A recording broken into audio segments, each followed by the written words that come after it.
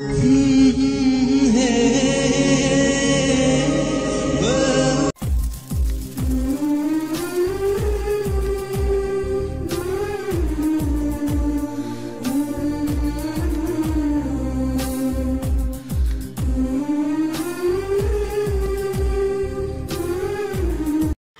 Office কক্ষে ঢুকতেই মিনাজের মুখোমুখি হলো। এভাবে মিনাজ তার সামনে আসায় সে একটু অপ্রস্তুত বনে গেল। তবুও অপ্রসন্নভাবে হাসার চেষ্টা করলো সে। ঠোঁটজোড়া অল্প বিস্তর ফাঁক করে বলল, ভালো আছেন? এই মুহূর্ত থেকে অনেক বেশি ভালো আছি। কেন স্যার? এই যে অবশেষে তুমি এলে। বিউটি ভিতরে ভিতরে অস্বস্তি বোধ করতে লাগলো, কিন্তু এখন কোনোভাবে অস্বস্তি ভাবটা উপরে প্রকাশ করা যাবে না, স্বাভাবিক থাকতে হবে তাকে। মিনাজ বিউটিকে এতক্ষণ খেয়াল করলো, সে নতুন ড্রেস পরেছে খেয়ালই করেনি, এই জন্য বোধ হয় বিউটিকে আলাদা লাগছে আজ। বিউটি অন্যান্য দিনের মতো চুল বিনুনি করেনি, সামান্য সাজগোজ করেছে বোধ হয়। পিঙ্ক কালারের ড্রেসে মনোমুগ্ধের মতো লাগছে। মিনাজের নজর সরছে না তার থেকে। হঠাৎ এত আয়োজন করে সেজেছে কার জন্য? তার নাকি সায়রের জন্য এই সাজ? সায়রের সঙ্গেই বা কেন এসেছে বিউটি? মিনাজের মনে এই প্রশ্নটি জাগলো। সে এই সব বিষয়ে বিউটির মতো শুদ্ধ মেয়েকে প্রশ্ন করে কিছুতেই ছোট করতে চায় না। মনে প্রাণে সে বিউটিকে বিশ্বাস করে। সে জানে বিউটি নিজের দিক থেকে কতটা স্বচ্ছ, কতটা পরিষ্কার। সে সায়রের সঙ্গে কেন এসেছে এই প্রশ্ন করলে বিউটিকে ছোট করা হবে, আর সে এটা কোনোভাবেই চায় না। স্যার, সবাই আমাদের দেখছে, কি না কি ভাবছে, ভেতরে যাই। মিনাজের ঘুম কাটলো, আশেপাশে তাকিয়ে সরে দাঁড়িয়ে বিউটিকে যেতে দিল। বলল, তোমাকে আজ ভীষণ সুন্দর লাগছে, একদম ভোরের ফোটা শিউলি ফুলের মতো। ভাবছি তোমাকে নিয়ে ঘুরতে যাব বিকেলে। হঠাৎ এত সাজগোজ কি আমার জন্য? ফিসফিস করে বলল মিনহাজ। বিউটি ক্ষীণ লজ্জা পেল। সুপ্রিয় ভাই তাকে দেখছে, এই যে সে সেজেছে আজ। ইস, দেখলেও কিছু বলল না কেন? একটু মন খারাপ হলো তার। তার তো সুপ্রিয় ভাই নামক মানুষটা ছাড়া আর কারো কমপ্লিমেন্ট চাই না। কোথায় যাবেন স্যার? রেডি থেকো, গেলেই দেখতে পাবে। এখন মিনহাজকে বারণও করা যাবে না, এভাবেই অভিনয় চালিয়ে যেতে হবে তাকে। তাই সে রাজি হয়ে বলল, ওকে। কোনো রকমে মিনহাজের সামনে থেকে সরে এলো সে। ফোঁস করে শ্বাস ছেড়ে বিউটি তার নিজের ডেস্কে গিয়ে বসল। প্রায় সঙ্গে সঙ্গেই রিমি বিউটির ডেস্কের সামনে এসে দাঁড়িয়ে পড়ল।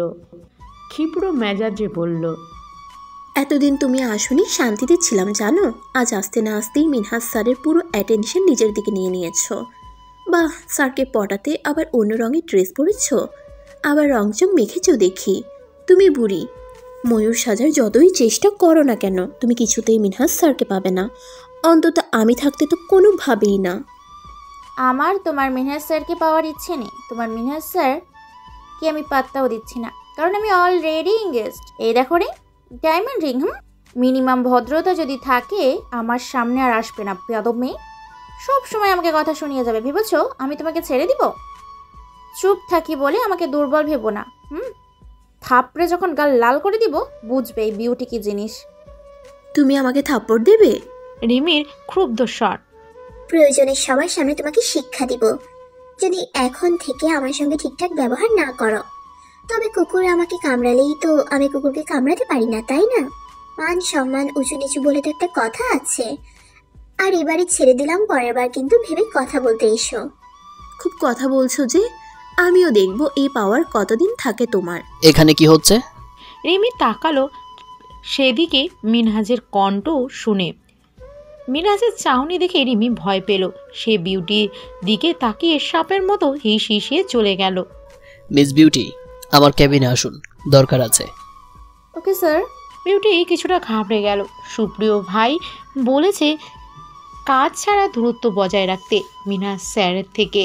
যদিও সে জানে সুপ্রিয় ভাই তাকে মনে প্রাণে বিশ্বাস করে, অবিশ্বাসের কোনো অবকাশ নেই, তবুও মিনহাজ স্যার যদি তাকে ছোঁয়ার চেষ্টা করে তখন। যদিও তার এটাও মনে হয় মিনহাজ সেরকম লোকদের কাতারে পড়ে না, তবুও সূক্ষ্ম একটি ভয় তার মনের মধ্যে জাগছে। ভয়টা কিসের সে সেটা ধরতে পারল না। প্রায় তখনই হন্তদন্ত হয়ে মারিয়াম এলো অফিসে। সে আজকে লেট করে এসেছে। হাই এভরিওয়ান, উফ ইটস টু লেট। আল্লাহ জানে আজকে আমার কপালে কি আছে। তোমরা দুই বান্ধবী কবে রাইট টাইমে এসেছো অফিসে? সেটা তো তোমাকে বলবো না রিমি, এখানে এতজন আছে, কেউ কি আমার দেরিতে আসেনি কিছু বলেছে? তবে তুমি কেন বলছো? শরীরে জ্বালা ধরেছে? জ্বালা মেটাচ্ছ? অসভ্যের মতো কথা বলো না মারিয়াম। সবসময় দেরিতে আসো আর ঢং করে এটা সেটা অজুহাত দাও দুই বান্ধবীতে। মারিয়াম, কি শুরু করেছিস? কেউ ঘেউ ঘেউ করলে কি তুই ঘেউ ঘেউ করবি? ও কি মানুষের ভাষা বুঝবে? যার ভাষা সে তার ভাষা ছাড়া বুঝবে না, জানিস না? অপমানটা হজম হলো না রিমির। রাগে ক্ষোভে নিজের ডেস্কের উপর পাঞ্চ করলো। মারিয়াম বিউটিকে আপাদমস্তক দেখে বলল, আহা, তোকে খুব সুন্দর লাগছে জানো। তাই তো বলি, পোড়া পোড়া গন্ধে ভরা কেন অফিস। রিমি মারিয়ামের টোন করা কথায় আরও রাগে ফেটে পড়ল। মারিয়াম আর বিউটি সেদিকে ভ্রুক্ষেপ না করে নিজেদের মতো কথা বলে কাজ করতে শুরু করলো। 10 মিনিট পর মিনহাস আবারও তাকে ডেকে পাঠালো। বাধ্য হয়েই বিউটি এবারে গেল তার কেবিনে। আসবো স্যার? হ্যাঁ আসো। বিউটি জড়সড় হয়ে নতমস্তকে দাঁড়িয়ে রইল। মিনহাস যে তার দিকেই তাকিয়ে আছে সে স্পষ্ট বুঝতে পারছে। অত্যন্ত বিব্রত হয়ে সেভাবে কতক্ষণ দাঁড়িয়ে থাকলো। Beautiful beautiful beautiful. বিউটি মাথা তুলল না, কণ্ঠ খাদে নামিয়ে বলল, কিছু দরকার ছিল স্যার? সবার সামনে স্যার বলেছিলে তাই কিছু বলিনি, কিন্তু এখানে তো আমাকে তোমার প্রিয় নামেই ডাকতে পারো, কি পারো না? হ্যাঁ স্যার। তুমি কি লজ্জা পাচ্ছ? আহা, লজ্জা পাওয়ার মতো কি কিছু করেছি আমি? শুধু কথাই তো বলেছি, তবে বিষয়টি আমাকে আনন্দ দিচ্ছে। আমি যাই স্যার? আবার স্যার বলছো? কি বলবো তবে? সুপ্রিয় ভাই। ঠিক আছে। কি ঠিক আছে? ডাকবো। কি ডাকবে? বিউটি অত্যন্ত বিরক্ত হলো ভেতরে ভেতরে। সে সুপ্রিয় ভাই ছাড়া অন্য কাউকে সুপ্রিয় ভাই ডাকতে চায় না, কাউকেই নয়, অভিনয় করেও না। আমি আসি, আর যদি কাজ থাকে সেটা দেখিয়ে দিন। মিনহাস মাথা নেড়ে টেবিল থেকে ফাইল তুলে দিল, শান্ত কণ্ঠে বলল, এই ফাইলগুলো সাবমিট করে দিও যখন পারো, তাড়াহুড়োর কিছু নেই। আজকে আমি ইচ্ছে করেই মিটিং ক্যান্সেল করে কাল সকালে দিয়েছি। আজ তুমি বাড়ি যাও, বাড়ি গিয়ে একটা শাড়ি পরে বের হবে। আমি তোমাকে শাড়ি পরা অবস্থায় দেখতে চাই। তুমি রেডি থাকবে, আমি গিয়ে বাড়ি থেকে তোমায় নিয়ে আসবো। বিউটি মাথা নেড়ে সাই জানালো, ফাইলগুলো হাতে তুলে নিল, লম্বা দম ছেড়ে বেরিয়ে পড়ল মিনহাসের কেবিন থেকে। মিনহাস মিটিমিটি হাসতে লাগলো। আজকে সে সর্বোচ্চ চেষ্টা করবে বিউটিকে স্পেশাল ফিল করানোর, জান লাগিয়ে দিবে। একটা মিথ্যাকে সে কিছুতেই তাদের নতুন জীবনে আসতে দেবে না, কিছুতেই না। বিউটি মিনহাসের সঙ্গে কথা বলে বেরোলো। মারিয়াম ইশারায় জিজ্ঞেস করলো, কিছু হয়েছে? বিউটিও ইশারায় বোঝালো সব ঠিক আছে। রিমি তখনও না পারছে কিছু বলতে, না পারছে সহ্য করতে। বিউটি অফিস থেকে বের হলো দুপুরে। মারিয়ামের কাজ কমপ্লিট হয়নি, তাই সে বেরোতে পারলো না। কিন্তু বিউটিকে তো মিনহাস আরও আগে বের হতে বলেছিল, তাই সে কিছু পেন্ডিং কাজ শেষ করে এখন বের হলো। বেরোনোর আধ ঘন্টা আগেই সে সুপ্রিয় ভাইকে টেক্সট করে আসতে বলেছে। আজকে সে তার সবচেয়ে প্রিয় জায়গায় ঘুরতে যাবে সুপ্রিয় ভাইয়ের সঙ্গে। বিউটি নিচে নেমে দেখলো সুপ্রিয়া দাঁড়িয়ে আছে অফিস থেকে কিছুটা দূরে। সে হেঁটে সেখানেই গেল, আশেপাশে তাকিয়ে গাড়িতে চেপে বসলো। আজকে কি কি কথা বলেছে মিরাজ? বিউটি ঘটনার সব কিছু বলল। সুপ্রিয় রাগে চোয়াল শক্ত করে বলল, তোকে যাওয়াচ্ছি ঘুরতে, চল। আজকে এখন থেকে পুরো সময় আমার সঙ্গেই থাকবি। শাড়ি পরে দেখবে তোকে তোর ওই টস্কিক বস, তাই না? দেখাচ্ছি। দেখলেই কি হবে? সুপ্রিয়কে রাগাতে বিউটি ঠাট্টা করে বলল। সুপ্রিয় বুঝলো না তার ঠাট্টা।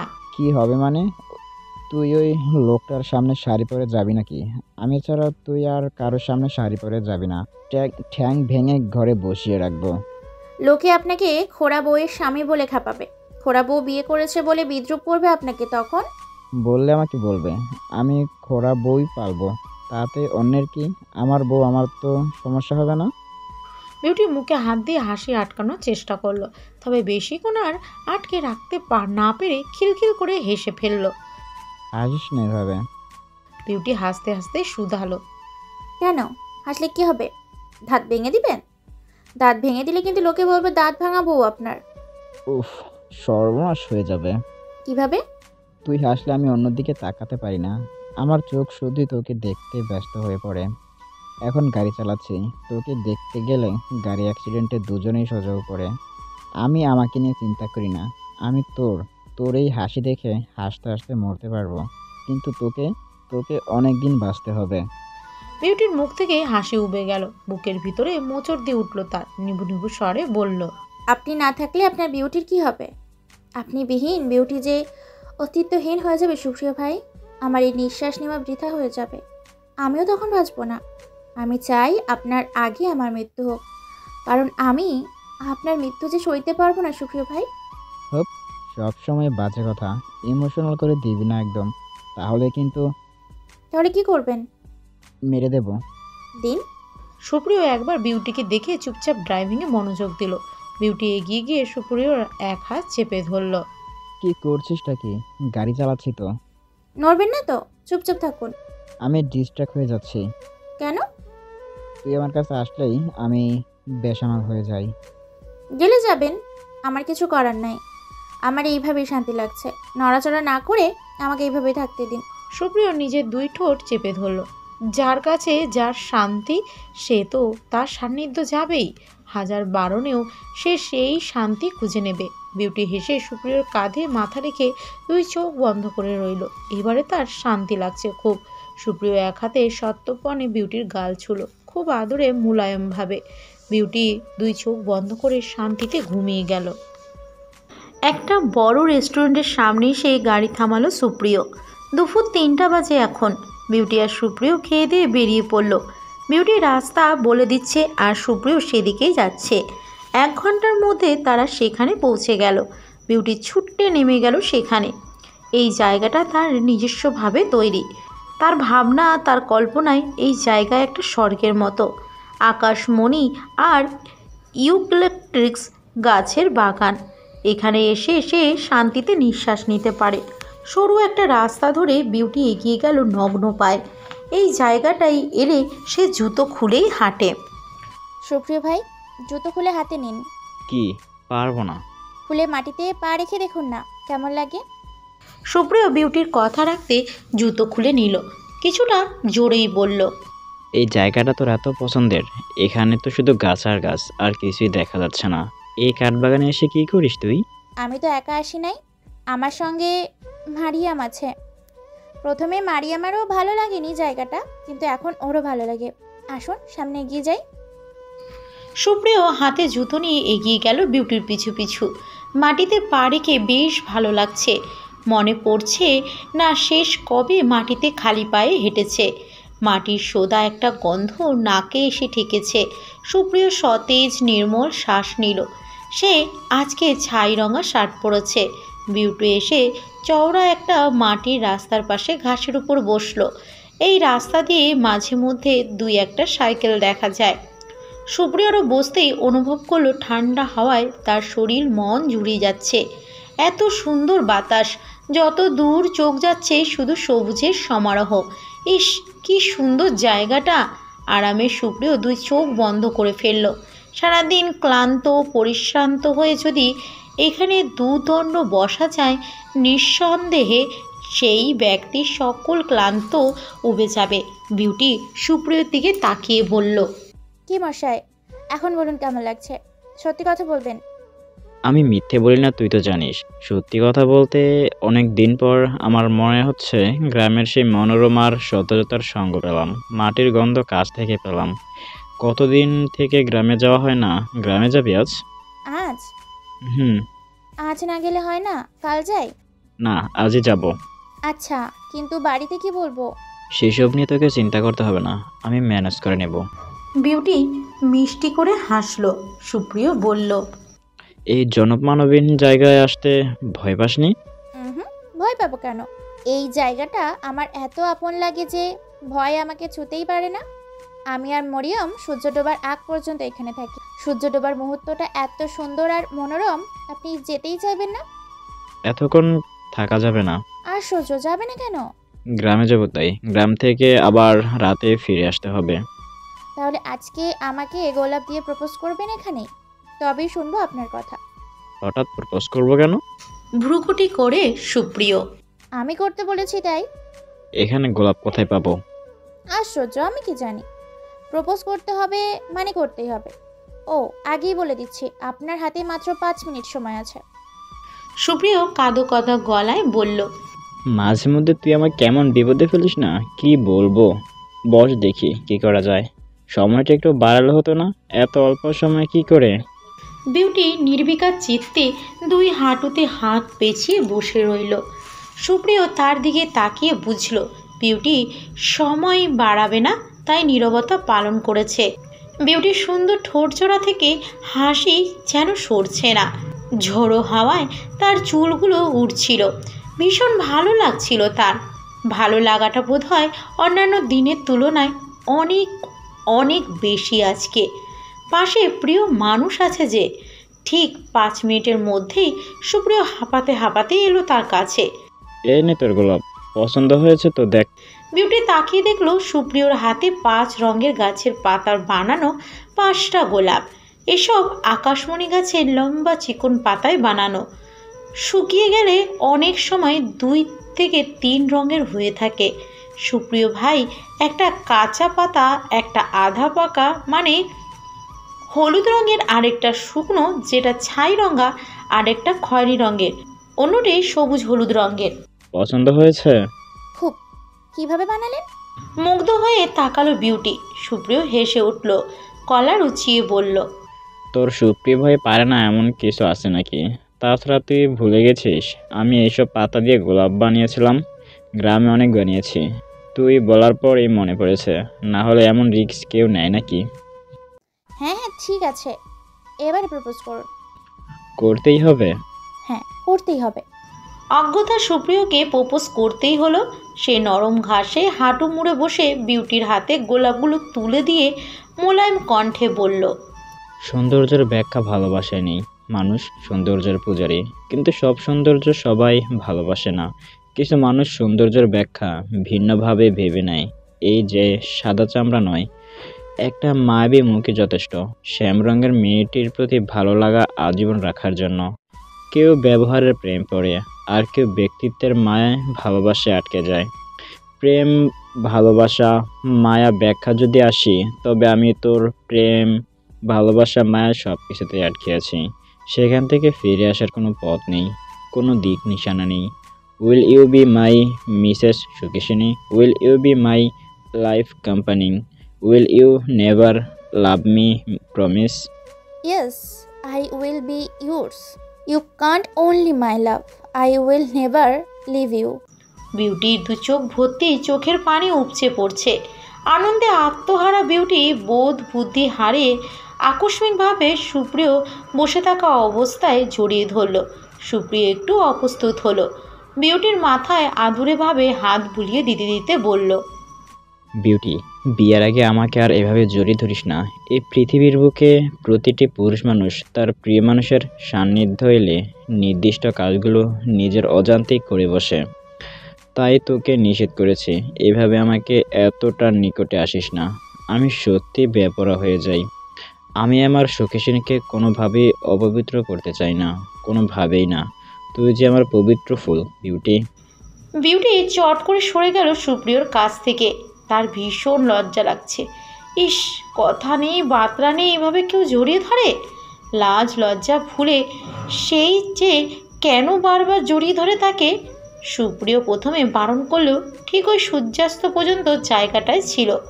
অবশেষে তার গ্রামের দিকেই রওনা দিল। গ্রামের পথ ধরার আগে কিছু খাবার কিনে নিল। 1 ফ্লাস্ক গরম পানি আর কড়া কফিও সঙ্গে নিল। এই দুটো জিনিস সুপ্রিয়র লোক এসে দিয়ে গেছে। তার প্রিয় কফি। এর স্বাদ এতটাই অতুলনীয় যে মুখে লেগে থাকার মতো। এই এত খাবার দিয়ে কি হবে? আমরা খাবো, ফিরতে ফিরতে সকাল হবে, জানিস না? প্রতিমধ্যে খিদে পেলে খেতে হবে তো। তাই বলে এত খাবার? হুম। আচ্ছা শুনুন, একটা কথা বলি, মন খারাপ করবেন না। আপনি জানেন কল্পনায় আপনাকে কতবার ছাই রঙা শার্ট পরতে বারণ করেছি? আমার ছাই রঙা শার্ট পছন্দ না, তাই এরকম কুৎসিত শার্ট আর প্লিজ গায়ে চড়াবেন না, অনুরোধ রইল। কেন, বেশি খারাপ লাগছে? আপনাকে কেমন লাগছে বলবো? বল। ঠিক মাটির চুলায় ছাই জমা ছাইয়ের মতো, কি বিশ্রী বলুন তো। তাই আপনি আর এই রঙের শার্ট পরবেন না। আচ্ছা খুলে ফেলি তবে, এটা আমার এক্সট্রা শার্ট আছে গাড়িতে। না না থাক, এখন চেঞ্জ করার দরকার নাই। বিউটি তখনও লজ্জায় মুচড়ে যাচ্ছিল। বিউটি চুলে হাত খোপা করছিল, তখন তার ফোন বেজে উঠল। সে ফোন হাতে নিয়ে দেখলো মারিয়ামের কল। কোথায় তুই? কল রিসিভ হতেই প্রশ্ন করলো মারিয়াম। সুপ্রিয় ভাইয়ের সঙ্গে। বাসায় যাসনি বলে আমাকে ফোন করেছিল আন্টি। কিছু একটা বলে ম্যানেজ কর না প্লিজ। কি বলবো আমি? আমি জীবনে মিথ্যা কথা বলেছি? কোনো দিন বলিস নাই তো কি হয়েছে, আজ বলবি? না বলতে পারলে কিসের বেস্ট ফ্রেন্ড তুই আমার জন্য এটুকুও করতে পারবি না? আচ্ছা ঠিক আছে, কিন্তু যাচ্ছিস কোথায় এটা তো বলবি। সুপ্রিয় ভাইয়ের সঙ্গে গ্রামে যাচ্ছে, গ্রাম থেকে ফিরতে কাল সকালে হতে পারে। আজকে যেতে হবে। সুপ্রিয়া ভাইকে বারণ কর না। আমি মনে করি সুপ্রিয় ভাই হাতের 5 স্বামী হবেন। কি সব যাতা বলছিস? হাতের 5 স্বামী মানে? হাতের 5 স্বামী মানে স্বামী সব সময় হাতে থাকবে, তোর কথা অক্ষরে অক্ষরে পালন করবে, হাত ছাড়া হবে না কখনোই। সব মিলে এই পৃথিবীতে 6 রকমের স্বামী বিদ্যমান। মন দিয়ে শোন, হাতের 0 স্বামী যে কখনোই হাতে থাকবে না। হাতের 1 স্বামী হলো হঠাৎ হঠাৎ হাতে থাকবে, বেশিরভাগ সময় থাকবে না। হাতের 2 স্বামী হলো হাতের 1-এর চেয়ে একটু বেশি থাকবে। হাতের 3 স্বামী হলো হাতের 2-এর থেকে আরেকটু বেশি থাকবে। হাতের 4 স্বামী হলো হাতের 3-এর থেকে একটু বেশি থাকবে। হাতের 5 স্বামী হচ্ছে সব সময় হাতে থাকবে। তুই হাত ছেড়ে ফেলে দিলেও তার কাজ ছাড়া করবে না, তাকে কোনোভাবেই তোর পিছু ছাড়াতে পারবি না। সব সময় করে আঙুল চেপে ধরে বসে থাকবে, বলতে গেলে একেবারে ঝুলে থাকবে, বুঝলি? তোর কাছে কি সবসময় এসব হিলোরিয়াস জোকস থাকে? তো থাকবে না। এই শোন, তোর প্রেমিক মানে তোর সুপ্রিয় ভাই তো নাম্বার 1 থিপ। ঠিক মানে? হ্যাঁ চোর। এই যে তোর মন চুরি করলো, এখন আর আমাকে পাত্তা দিচ্ছস না। কথার ফাঁকে ফাঁকে সুপ্রিয় বিউটির দিকে তাকাচ্ছিল, আর বিউটি তাকে হাতে ইশারায় চুপ থাকতে বলছে। কিন্তু মারিয়ামের শেষ কথা শুনে বিউটি খিলখিল করে পেট চেপে হেসে উঠল। মারিয়াম কল কেটে দিলে বিউটি সুপ্রিয়কে সব বলল, বলেই আবার হাসতে লাগলো। সুপ্রিয় মুগ্ধ হয়ে তাকিয়ে রইল। এই মেয়েটা সবসময় খিলখিল করে হাসে। সুপ্রিয় তার সঙ্গে তাল মিলিয়ে হাসতে লাগলো। সুপ্রিয় খেয়াল করলো বিউটি হাতে এখনও সেই পাতার বানানো গোলাপগুলো। সে জানে বিউটি এসব ফেলে দেবে না। মেয়েরা তার প্রিয় মানুষের দেওয়া প্রতিটি জিনিস যত্ন করে রেখে দেয়, কারণ তারা স্মৃতি সংগ্রহ করতে ভালোবাসে। আর আপন মানুষের দেওয়া কিছু হলে তো কথাই নেই, সেটা ক্ষত হোক বা ভালোবাসা। সুপ্রিয় আর বিউটি যখন গ্রামে পৌঁছালো তখন সন্ধ্যা 6টা বাজে। এর মধ্যে মিনাজ তাকে একবার কল করেছিল। সুপ্রিয় ফোনটা নিয়ে নিজের কাছে রেখে দিয়েছে। বিউটি কোনো প্রতিক্রিয়া দেখাতে পারেনি। তারও ইচ্ছে করছিল না মিনহাসের কল ধরতে। থিপ মানে? আমাদের গ্রামে রাতে না আসলে কি হতো না? এখন কি করব? কোথায় যাব? বুঝতেই পারছি না। রাতে ফিরতে পারবো বলে তো মনে হচ্ছে না। রাস্তাঘাটের কি ভীষণ বাজে অবস্থা। আমি থাকতে তোর এত চিন্তা কিসের শুনি? চিন্তাকে সাথে করছে। বাড়ি গিয়ে জবাব দেবো কি? পুরো রাতটা কোথায় ছিলাম? আমি বাড়িতে ফোন দিয়ে বলে দিয়েছি তুই আমার সঙ্গে আছিস। কি আশ্চর্য, আপনি এইভাবে বলে দিলেন? ওরা কি ভাববে? আল্লাহ, আমার মান সম্মান আর রাখলেন না। হবু বউ তার হবু বরের সঙ্গে ঘুরতেই পারে, এত সমস্যা কোথায়? আমি জানি তারা তোকেও বিশ্বাস করে, আমাকেও বিশ্বাস করে। সেজন্য আমি জানার পর তাদের রিয়াকশন সম্পূর্ণ স্বাভাবিক ছিল। সো নো চিন্তা ড্রুফুর্তি। দেখ রাতের আকাশ কি সুন্দর লাগছে। অনেক দিন পর গ্রামের মাটিতে পা রাখলাম। আপনি আসেননি আগে? দিনের বেলা আসাটা আমার জন্য রিস্কি ছিল, তাই রাতের অন্ধকারে আসতাম। এত বছরেও আমি দিনের আলোতে এখানে কেন আসিনি জানিস? কেন? উত্তরটা খুব সহজ। আমি আসলে তো আমাদের বাড়ির আশেপাশে যেতাম। সেক্ষেত্রে সবার মনে প্রশ্ন উঠত, আমি কে, এই বাড়ির আশেপাশে কেন ঘুরঘুর করছি। গ্রামের সবাই জানে ডাকাতদের কবল পড়ে আমার পুরো পরিবার নিঃস্ব হয়ে গেছে। তাই রাতে আসা ছাড়া আর কোনো উপায় ছিল না। যদি কোনোভাবেই সে সময় শত্রুপক্ষ টের পেয়ে যেত আমি বেঁচে আছি, তাহলে আমার বাঁচা সম্ভব হতো না। আগেও বলেছি, এখনও বলছি, শত্রুপক্ষকে কখনোই দুর্বল ভাবা উচিত না। তারা যদি প্ল্যান এ ভাবে, আমাদের প্ল্যান বি রেডি রাখতে হবে, যেন ওদের চাইলে ওদের মাত দিতে পারি। তার মানে আজ এখানে আপনি একটা প্ল্যান নিয়ে এসেছেন? শিওর। বিউটির ঠোঁটে আঙ্গুল চেপে সুপ্রিয় তাকে কথা বলতে বারণ করলো।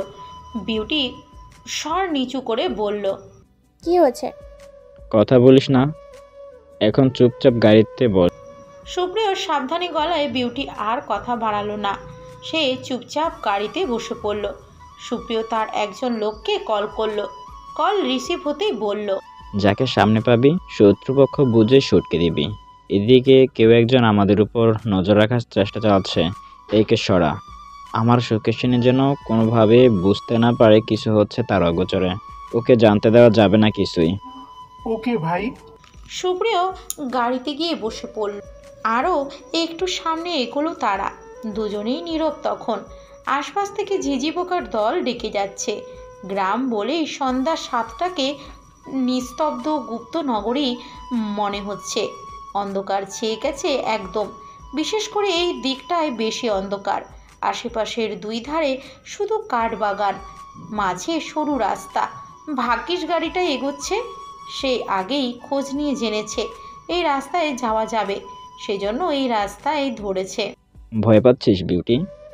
কোন বিষয় আমাকে জানতে দিতে চান না? কোন বিষয় মানে? আপনি কথা বলছিলেন কারোর সঙ্গে, আমি আবছা আবছা শুনেছি। আরে বাস, তুই তো দেখিস সব দিকেই কান খাড়া রাখিস। একটা কথা জিজ্ঞেস করব? কর। একটা কেন, যত ইচ্ছে কর। সিজানকে আপনি সরিয়েছেন? সুপ্রিয় অবাক হয় না, কারণ সে জানে এমন প্রশ্ন বিউটি তাকে করতে পারে, আজ হোক বা কাল। এই প্রশ্নের জন্য সে প্রস্তুত ছিল। সে চায় না তার আলাদা জগৎ সম্পর্কে বিউটির কোনো রকম ধারণা হোক। সেই ভয়ঙ্কর রূপ সে বিউটিকে জানাতে চায় না। সে শুধুই তার সুপ্রিয় ভাই হয়ে থাকবে। ঘুণাক্ষরেও টের পেতে দেওয়া যাবে না। সুপ্রিয় নিজেকে ধাতস্থ করে স্বাভাবিক কণ্ঠে বলল, কোন জিসান? ওহো, আপনি সিজানকে চেনেনই না? না। আচ্ছা, তুই কি আমাকে বিশ্বাস করিস না? সিজান মারিয়ামের প্রাক্তন স্বামী। তাকে প্রায় মাসখানেক হলেও পাওয়া যাচ্ছে না। আর আপনাকে বিশ্বাস করব না কেন? বিশ্বাস করি বলেই তো আপনার সঙ্গেই এত দূরে আসতে পেরেছি। এটা কি বিশ্বাস না থাকলে সম্ভব? সুপ্রিয়া চুপ করে রইল, শুধু বিউটির মনের সন্দেহ দূর করতে বলল, আমি জিসানকে কেন সরাবো? সে কি করেছে? না, আমার মনে হলো আপনি তাকে সরিয়েছেন। কেন মনে হলো? হ্যাঁ, আমি নিজের একটা জায়গা তৈরি করেছি। আমাকে যেন কেউ আঘাত করতে না পারে, সেজন্য। আমার নিজের সেফটির জন্যই সেটা করেছি। অন্য ব্যক্তির ক্ষতি করে আমি সব হাসিল করতে চাই না। আমার জন্য যে লোকজন কাজ করে তারা পর থেকেই অসহায় ছিল। তাদের আমি টাকা দিয়ে থাকি প্রতি মাসে। এখন দুবেলা দুমুঠো পেট ভরে খেতে পারে তারা। একটু আগে আমার এক লোককে বলেছিলাম, সাবধানে কাজ করিস, কেউ যেন তার প্রাণ পাওয়া থেকে বাদ না যায়। আর এসব তোকে আমি জানাতে চাই না। হতেই পারে তাদের আমার সঙ্গে দেখলে তোর ভয় লাগতে পারে, সেজন্য কল করে তাদের চলে যেতে বললাম। তুই যেন এটাই বুঝতে না পারিস, বারণ করে দিয়েছিলাম, বুঝলি? হ্যাঁ, বুঝেছি। না, বুঝিসনি। শোন, ওই লোকজনকে আমি কোনো বাজে কাজে লাগাই না। তারা সবাই ভালো কাজ করে, গরিবদের সাহায্য করে। আমি ওদের টাকা দিই। বলতে গেলে ওদের এটা চাকরি। সবাই অশিক্ষিত বলে ভালো চাকরি পায়নি। ওদের তো চাকরির প্রয়োজন আছে নাকি, বুঝলি? বুঝলাম। এখনো বুঝিস নাই? ওদের ফ্যামিলি তোরা থাকে না। আমি ওদের একটা বাড়ি বানিয়ে দিয়েছি। ওরা ওখানে থেকেই পরিবারের জন্য রোজগার করছে। আমি যখন কানাডায় ছিলাম তখন শেখর আঙ্কেল আমাকে তার ব্যবসায়িক সমস্ত দায়িত্ব দিয়ে দিয়েছিলেন। তার তো কোনো ছেলে নাই, তাই আমাকে সব দায়িত্ব বুঝিয়ে দিয়ে তিনি অবসরে গেছে। আমার দায়িত্ব পালনে আমি সব সময় সচেতন ছিলাম। আমি সম্পূর্ণ একজন সাধারণ মানুষ। আমাকে নিয়ে কোনো সন্দেহ যেন না থাকে, তাই সব বলে দিলাম। আমি জানি তোর পরের প্রশ্নটা এটাই হতো, আপনি এত টাকা কোথায় পান? এত লোকজনকে কিভাবে টাকা দেন? তাই আগেই উত্তরটা দিয়ে দিলাম। বিউটি কিছু বলল না। সে নিশ্চুপ হয়ে চোখ বন্ধ করতেই একটা ধাক্কা খেলো। গাড়ি থেমেছে একটা নির্দিষ্ট স্থানে। আমরা এসে গেছি বিউটি। এতদিন একা আসতে পারিনি, সবার সন্দেহ হবে বলে আসতে পারিনি। আজ তুই সঙ্গে আছিস বলে আসতে পারলাম। আমাদের ঘরে ঢোকার সময় যদি কারোর নজরে পড়ে যায় তবে বলবি তুই আমার বাবা মানে হিকমত আলীর ভাগ্নি। ওনার সব সম্পত্তি তোর নামে লেখা আছে। এই বাড়িটা এতদিন আড়ালে থেকেই দেখাশোনা করেছিস। তুই তোর স্বামীর সঙ্গে ঘুরতে এসেছিস, এসে গাড়িটা খারাপ হয়েছে তাই এখানে থাকতে এসেছিস রাতটা কাটাতে। বুঝলি কি বলবি? হ্যাঁ, আগেও তো একা আসতেই পারতেন আপনি, রাতে তো কেউই খেয়াল করতো না। এসেছিলাম তো চোরের মতো, আবার চলেও গিয়েছি চোরের মতো। ঘরের জিনিস, মায়ের জিনিসগুলো ছুঁয়েছি, বাবার জিনিসগুলো ছুঁয়েছি। বেশি থাকতে পারিনি, চলে যেতে হতো। এখানে থাকাটা জরুরি? হ্যাঁ জরুরি। বিউটি আর প্রশ্ন করলো না। সুপ্রিয় ভাই বলেছে মানে নিশ্চয়ই কোনো না কোনো কারণ আছে। এই রাস্তায় লাইট দেওয়া রয়েছে, চাঁদের আলোয় আর লাইটের আলোয় স্পষ্ট সব কিছু দেখা যাচ্ছে। সুপ্রিয়র বুক কাঁপছে, ধুকবুক ধুকবুক ধুকবুক। হৃদয়টা কেমন যেন ছলাৎ ছলাৎ করছে। সুপ্রিয়দের বাড়িটা হাফ বিল্ডিং, 3 রুম বিশিষ্ট। এই রুমগুলোর প্রতিটিতে তালা ঝুলছে। সুপ্রিয় চাবি বের করে বিউটির হাতে দিল। আপনি কবে থেকে আসা শুরু করেছেন এখানে? মাস 6 হলো, তখন আমি চাবি বানিয়েছিলাম। আপনি 6 মাস যাবৎ দেশে এসেছেন, অথচ আপনার সঙ্গে দেখা হয়েছে 2 মাস হলো। মন খারাপ করিস না একদম। শ্বশুর বাড়িতে এসেছিস, দরজা খুলে প্রবেশ কর। বিউটি এতক্ষণে হাসলো। গাড়িতে সে হাসেনি, কারণ তার মনে হচ্ছিল সুপ্রিয় ভাই তার থেকে কিছু একটা লুকোচ্ছে। বিউটির দরজার তালা খুলতে গিয়ে বুঝলো ক্যাচ ক্যাচ শব্দ হচ্ছে। কে এই বাড়িতে? কে যায়? বিউটি ভয়ে চাবি ফেলে দিল। সুপ্রিয় তাকে সামলালো। বিউটিকে আশ্বস্ত করে ইশারায় তার শেখানো বুলি বলতে বলল। বিউটি তাই করলো। আপনি কে? আমি এই বাড়ির মালিক, হিকমত আঙ্কেলের ভাগ্নি আমি। ওনার সব সম্পত্তি এখন আমাদের। এদিকেই এসেছিলাম, পথিমধ্যে আমাদের গাড়িটা খারাপ হয়ে গেছে, তাই এখানে এসেছি। ও, তার মানে তুমি লোক রাখছিলে এই বাড়ির দেখাশোনা করার জন্য? বিউটি সুপ্রিয়দের দিকে তাকালো, বলল। হ্যাঁ চাচা, আপনি কে? আমি হিকমতের প্রতিবেশী মুছা। আমি এলাকার চেয়ারম্যান। হিকমতের নৃশংস মৃত্যুর কথা ভাবলেই আমাদের এখন অনেক খারাপ লাগে। যাই হোক, বাদ দাও। আমি এই পথে যাচ্ছিলাম, তোমাদের দেখে দাঁড়িয়ে পড়লাম। এত বছরও যে বাড়িতে কারো ছায়া পড়েনি, সেইখানে আজ তোমাদের দেখে একটু চমকেছি বটে। আসলে অনেক ব্যস্ত থাকি তো, তাই আসা হয়নি। আজ হঠাৎই আমার স্বামীর ইচ্ছে হয়েছে গ্রাম ঘুরে দেখার। আমরা ফিরেই যেতাম, কিন্তু গাড়িটা খারাপ হয়ে গেছে। মনে হচ্ছে সকালের আগে ঠিক করতে পারবো না, রাতটা থেকেই যাব ভাবছি। আচ্ছা মা, তোমরা ঘরে যাও, তোমাদের আপ্যায়নের ব্যবস্থা করছি আমি। আমার বাড়িতে আসো, তোমাদের চাচির হাতের রান্না খেয়ে যাও। যাবো চাচা, একটু জিরিয়ে নিব, অনেক জার্নি করেছি তো। আচ্ছা এসো, কিন্তু তোমাদের চাচিকে বলি গিয়ে তোমরা আজ আমাদের মেহমান। না না চাচা, আমাদের সঙ্গে খাবার আছে। আসলে যাওয়ার সময় খিদে পাবে ভেবেই খাবার রেখেছিলাম, ওতেই আমাদের হবে। ওগুলো না হয় আমাদের দিও, আজ আমাদের খাবার তোমরা খাবে। কথা শেষ করেই মুসা চেয়ারম্যান হো হো করে হেসে উঠল। বিউটিও হাসলো। ওদের কথোপকথনের মধ্যেই প্রায় অনেকের জটলা বেঁধেছে।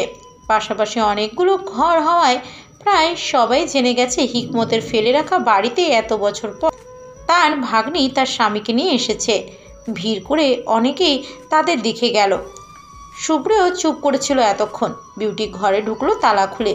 বিউটি লাইট অন করলো। বিউটি দেখলো একদম পরিষ্কার পরিচ্ছন্ন চারপাশ, কোথাও কোনো ময়লা ছিটে ফোটাও নেই। বাইরে থেকে বাড়িটা পরিত্যক্ত মনে হলো, ভেতরটা সম্পূর্ণ আলাদা। কোন লোক রেখেছেন আপনি? এসব পরিষ্কার কি করেছে? আমি করেছি সব। আমার বিশ্বস্ত লোক সব সময় বাড়িটার উপর নজর রেখেছে। চেয়ারম্যান চাচা তার কথাই বলেছিলেন। কোথায় আপনার লোক? এখন তো নেই, আজ তোর ছুটি। ছুটি কেন? আজ আমরা আসবো তাই। আচ্ছা। বাইরে তুই কি যেন বলে স্বীকার করলি আমাকে? কি বলেছি? সুপ্রিয় বিউটির একদম কাছে এসে দাঁড়ালো। বিউটি একটু ঘাবড়ে গিয়ে সরে গেল। আমি তোকে আমার স্বামী বলে পরিচয় দিতে বলেছিলাম বলে আর তুই দিয়ে দিলি। এখন যদি আমি তোর সর্বনাশ করে ফেলি, তুই তো চেঁচাতেও পারবি না, কারণ তুই অলরেডি বলে দিয়েছিস আমি তোর স্বামী। এই ঘরে আমি তোর সঙ্গে যা খুশি করতে পারি। ফাঁকা রুম, তুই আর আমি একা, আর কেউ নেই। ভাবতেও কেমন রোমাঞ্চকর সবটা। আমার তো ভয়ঙ্কর কিছু করে ফেলতে ইচ্ছে করছে। এখানে বিষয়টা কি সুন্দর হবে, তাই না? উফ, ভাবতেও কেমন লাগছে। বিউটি সুপ্রিয় তার এতটা নিকটে আসা, তারপর এরকম ভয়ানক কথা শুনে থরথর করে কাঁপতে লাগলো। কি বলছে এসব সুপ্রিয় ভাই? সে কি তবে এখানে এসে বিরাট ভুল করলো? সুপ্রিয় ঘর কাঁপিয়ে হো হো করে হাসলো। বিউটি ধুমধাম সুপ্রিয়র বুকে কিল বসালো, হেসে হেসে গলায় বলল,